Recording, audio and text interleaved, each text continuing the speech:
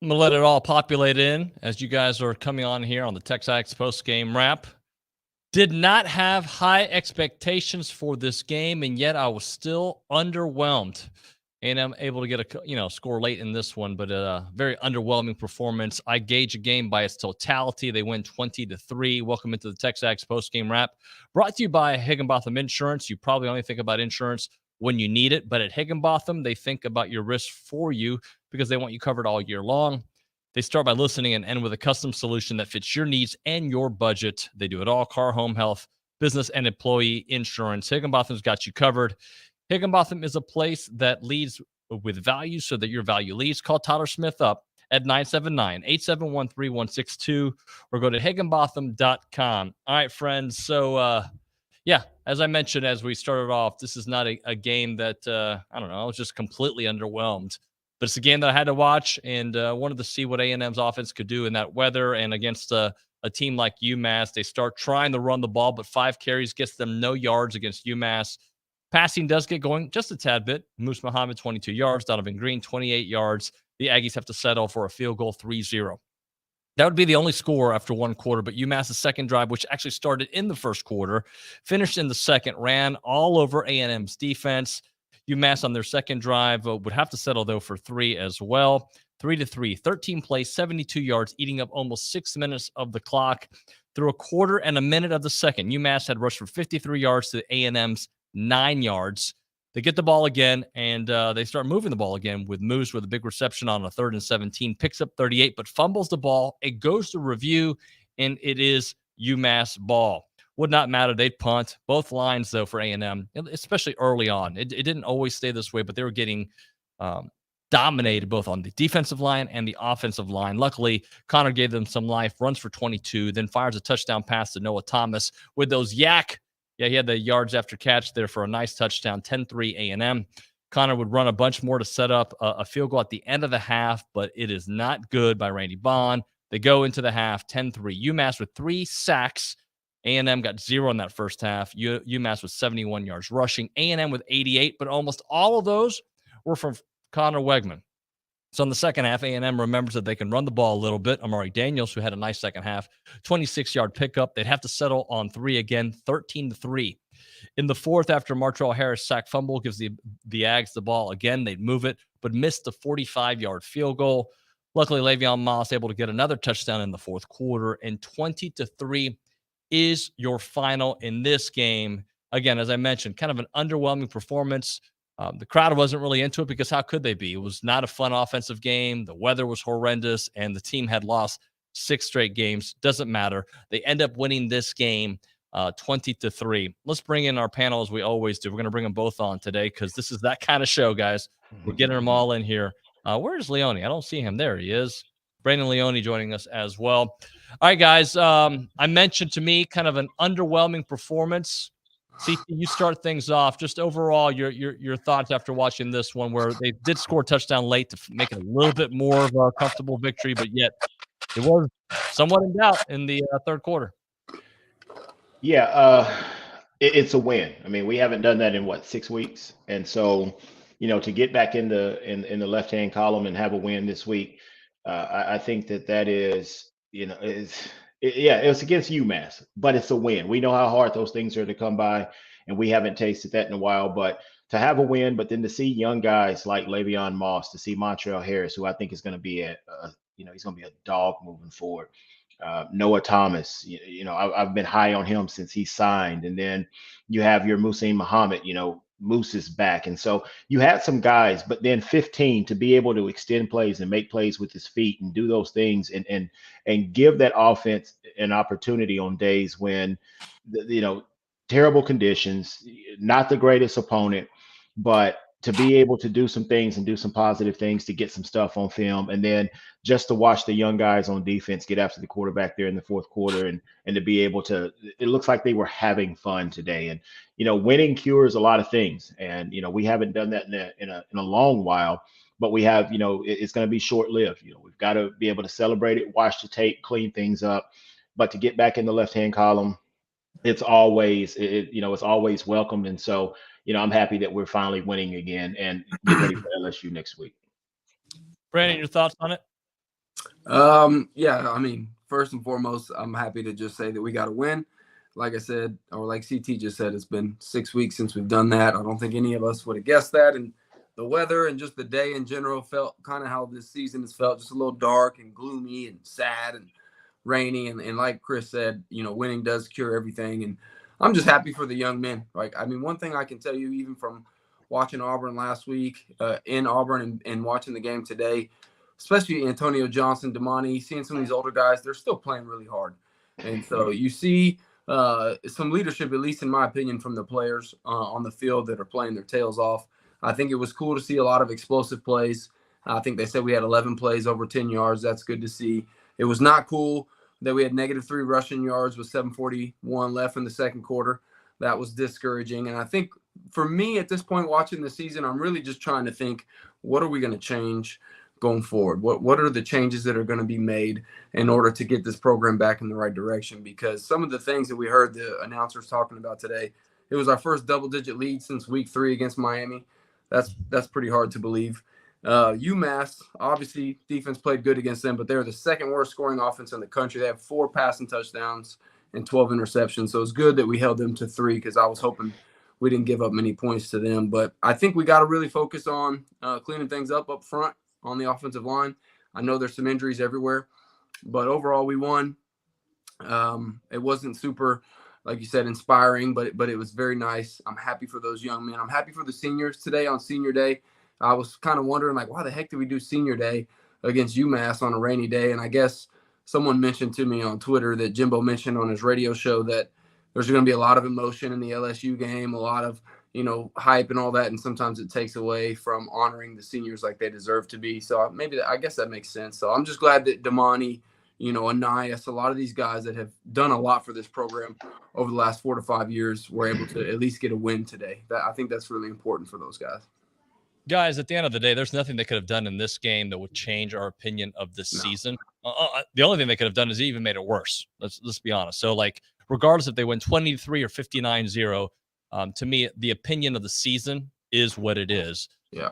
That all being said, I was really shocked the first half that not only was it 10-3, because I told everybody on the radio the other day, I was like, they're not going to score 33.5 points, 34 points. They're not going to. That's just, they're not going to. But the way they were kind of, dominate is not the right word, but they weren't the more aggressive team to start on both lines of the ball. I mean, what did you make of that? And they were able to fix it. Yeah. Go ahead, Brandon. Nope, you got it, brother. No, I thought that they made some changes in the second half. I was frustrated, to be honest, in the first half. I thought we were being dominated up front, on both sides of the football. We were, UMass was lining up. They were adding a man to the box, and they were saying, listen, your wideouts are going to have to they're going to have to beat us on the outside. And so I think when Connor was able to scramble and pick up yards with his legs, it kind of got UMass out of that mindset. I didn't see them blitz as much the second half. They still brought pressure, but it wasn't as much the second half. And then it started opening up some lanes for us to be able to run the football. I think Le'Veon Moss is going to be a guy. If we can get things cleaned up front, and so watching that first half, I just thought we were out physical by UMass in that first half, but it was good to see to go in at halftime, be able to make the changes, make the adjustments. Defense didn't give up as much in the second half. I thought they played with a lot more emotion, a lot more fire. And the offensive line, I think, protected Connor a little bit better. Obviously, we want to see turnovers cleaned up. We want to see missed assignments cleaned up. Those things have to be cleaned up, and we talk about those things, every week. But to be able to come out and in the second half make the adjustments, be able to take control of that game against a bad UMass team, I won't say that I'm relieved by it, but it's a step in the right direction. We talk about the offseason. The offseason can't get here fast enough. We've got things that we know have to change. But let's look at today. Let's celebrate today's win. And it's sad that I won't even say sad. It's one of those things that we never thought we'd be in this position during this, at this point in the season where we're celebrating the small wins. But as you look at the talent that we have on the field and the way that they played in the second half, the future is bright if we can keep this nucleus together with Connor and Evan Stewart and Muhammad and Noah Thomas and Moss, those guys on offense. The laundry list is is there on defense. If we can keep those guys here and keep that nucleus together, the future's bright. Just a few changes and things need to be made. But this team is not far off, and you can see it with the talent on the field. It's just, I think, a lack of, at times, a lack of focus, a lack of physicality, and just sometimes it's just like we're not prepared as much as we need to be. But second half was a lot better than the first. Happy with the outcome. Listen, I'm going to take a win at this point, and I'm ready to see what they're going to do against LSU next week. All right, guys, this is something we'll probably be able to debate next week as well. And I don't even know if debate's the right word. But let me ask you, 4 wins on the year, which has been the best win of the year? Which has been the most inspiring win? Like when you look at this, because again, you got 4. You can do it in one hand, which is ridiculous to say it out loud. But you've got only 4 to pick from. Which is the game you came away from saying, like, yeah, all right, that's good? Is there one? I want to say, part of me wants to say Arkansas because we were down the traditional 14-0 down to them and came back and won that. But personally for me, I think it was Miami because it was back home. It was in front of Kyle Field, which Miami, again, turned out to not be a very good football team. But you had the suspensions before the game. Some of these things that we've seen all year started to show themselves off the field. And I just thought at that time, I said, man, we had a really big recruiting weekend that weekend. We had a lot of kids in town. And so I thought that was a great win. At the time it was a top 15 win. We were fired up, and it was at that time. What did that make us? 3-1 when we beat Miami? Yep. Yeah. So we were 3-1. We had a horrible loss, but then we had 2 top 15 wins. So that was exciting. But I don't really think any of the wins were impressive. And I'm not trying to be super negative. We were 2-1. Oh, we were 2-1. Okay, yeah, 2-1. That's right. Because that was on the back of App State, right? Mm-hmm. Right. Okay, yeah, that's why I was like, whoo, because App State was just a brutal loss. But I think ultimately none of the wins have been super impressive, but at least we got another win today. I really do. I hate to focus on the negative, and I don't want to, but I will say this. That was not a good football team we beat today. It wasn't an impressive win, but I was highly encouraged by how many young kids. I think CT hit the nail on the head. Marshall Harris should have been seeing more of this kid this year. You can see how he attacks off the edge. Le'Veon Moss and Amari Daniels both having 16 or less carries come in today is truly unfathomable to me. I just don't know how that happens. Those are really good football players, and if they're able to stay here, I think they're going to do really well. But ultimately, I think we all dance around the topic, but I think we all know what the change that needs to happen has for this football program to go forward is for Jimbo Fisher to quit calling plays. I think that's just they're the worst offense I've seen in a really long time. There's not much creativity. It seems like sometimes the plays are called to not be successful. Rolling out Connor to the right and trying to throw a deep post the opposite field, or rolling him to the left. There's just a lot of plays that were happening and being called. It's like, what is going on? So I think if that guy can make the call to get out of the way from the offense, I really do believe CT is right that this team is not far off. I mean, they're really not. But that has to change. Or the post game is going to be a sad show for the next few years. We'll be just struggling on here together, I think. Well, this season, it has been sad. There's a lady on the YouTube page who's shown up on several occasions, and all she has is negative comments. I mean, I get it, Debbie. You get it. You weren't happy with the game. All right. How many times you want to? You're not going to get on the screen. We're not going to put you up there. How about that? Debbie. Everything's embarrassing. Debbie Downer. Don't be a Debbie Downer. Come on. Yeah, we're changing your name to Downer. So, guys, you mentioned, and it was discussed how Vanilla A&M kept this game, perhaps because of what we may see next week at LSU. But Vanilla doesn't stop being dominated on the lines. Not that A&M was dominated. Let me make sure. It felt that way because they were out physical in the beginning of the game. First half they were out physical. Absolutely. That's it. They weren't dominated, but I mean, it's just that's the stuff that's discouraging. We're watching these talented, now very young, but we're watching these guys get beat on the line of scrimmage. And so they turned it on. I think CT, you were 100% right. I don't know if it was coaching, if it was cold, they needed to warm up, whatever it was. They played a lot better, significantly better in the second half. Pass pro and run game was a lot better. Yeah. And the thing is, and I don't know what it is. I mean, it could be 11 o'clock. It could have been the weather. It could have been cold. I don't have a clue. But it's another one of those starts where we come out and we have a slow start. You can't do that next week. And whatever we have to do to fix that. I don't know. I'm not even sure what time the game is next week, but get on the schedule of when, during the week, start having your practices and do things surrounding that game time, especially with the guys being out of school, not having classes and things like that. You can start to get on that game schedule to try to get yourself acclimated to the time that you're going to play. But, it's just those slow starts, those sluggish starts. I can't wrap my head around, and coming out and just being, out physical in the first half. That has to change next week, or it can get ugly quick. I like how people are coming to Debbie's defense because they're saying she ain't wrong. No, I mean, look, that's the thing. Like, Debbie, we get it. Like, there's not much positive things to say right now. To me, minus the fact that the players are playing hard. There's a significant amount of talented kids. I do believe that if we find a way to get these players in a better position, that this is a really talented football team. We're beat up. We're suspended. There's a lot of things going wrong. So we could sit here and touch on 100,000 negative things. And we've done that really for the most part this year. We've been as real, I think, as we could be on here without, being personal. But my thoughts personally, y'all, on Jimbo not calling plays. This isn't a personal thing.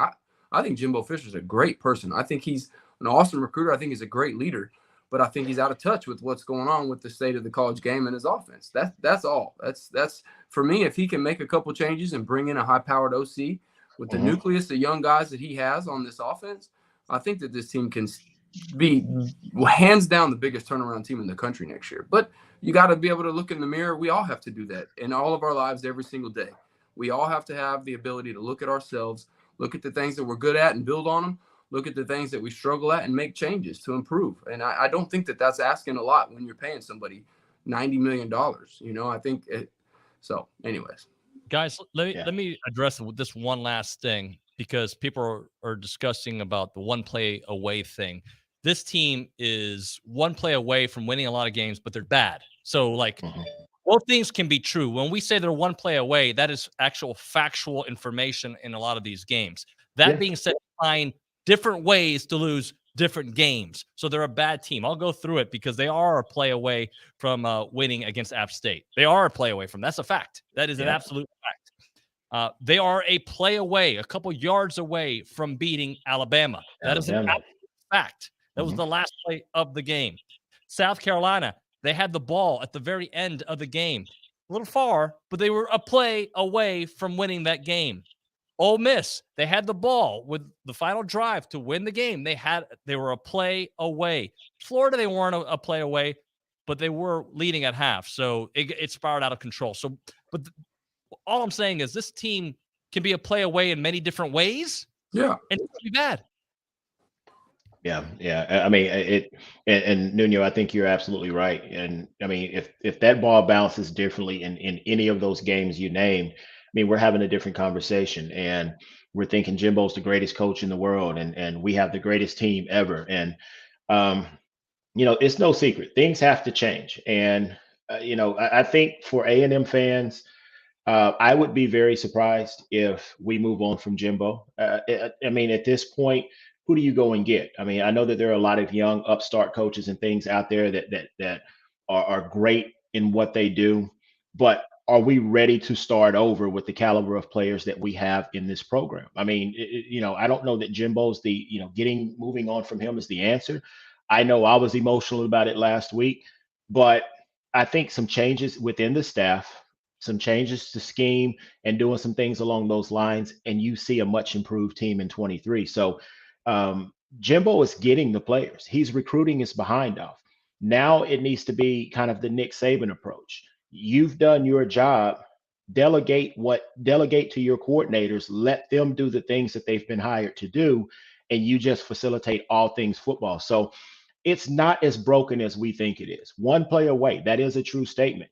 And it's just, I hate using the excuses of we're young, we're all of those things. I mean, we're in year 5. We're our juniors and seniors. We have guys that should be on the field as well. But you look at our class today, our senior class, we had 9 guys. We're playing a lot of underclassmen. We're playing a lot of young people. Those guys are going to grow up. They're going to get stronger. They're going to understand the scheme a little bit more next season. And with a few changes within the staff, I'm telling you, this could be a team that we're talking about competing not only for the SEC West, for the SEC, but then also, putting themselves in position to be in that college football playoff talk. So it's not as broken as we think it is. We got to relax, take a deep breath. The season didn't go the way that we wanted. With some changes along the way, I think we can be back and be a team that can compete well in 23. CT, I'll push back a little bit on that. It is as broken as people are saying, but also it's so correctable, right? Yes. Because it's correctable with some fundamental changes. And people, I think, hear what they want to hear, right? Like, an example is these guys are delusional. We suck. Nobody said we didn't. Nobody, not one person. Like, this season has been an absolute failure. And this game against UMass, nobody's excited about the way this game came across. But the reality is this team needed a win. They got to win. Yeah. Now they got one game left, and this is their bowl game. Yeah, I mean, they got to go out and, like I said, I think the most important thing to me that I've seen is that the kids are playing their tails off. I just hope that we're doing everything that we can from a coaching standpoint to put them in the position consistently to make the changes necessary to improve. But the kids are playing hard. That's all you can ask for them to do.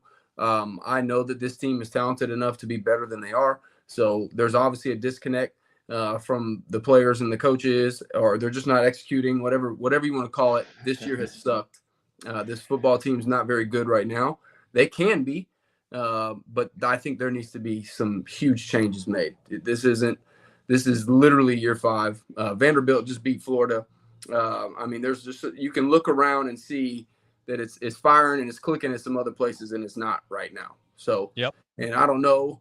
I'm not a person who probably's opinion will matter ever enough to have a say in anything, but I do know there are some people that have a say, and hopefully they have a say in whether or not some changes are made, because they need to be made. All right, guys, we're going to end it here. I do want to say John Boy says the best win of the year, the loss against Bama. That's pretty funny. Gentlemen, thank you very much. Let's do it again next week after Thanksgiving. Happy Thanksgiving, everybody. All right, that's going to do it for our post-game wrap, which did last about 10 minutes longer than I expected. We got on a roll there. It's, hey, they win 20-3. Take it, whatever it is. You're watching the post-game wrap. So if you wanted only negative analysis, you need to watch the negative post-game wrap. We do that one sometimes. All right, that's going to do it for the show. Thank you so much to Higginbotham Insurance. A&M wins it 20-3 over UMass. Getting ready for the last game of the season. Happy or sad about that, with LSU coming up next week. Thanks so much for watching.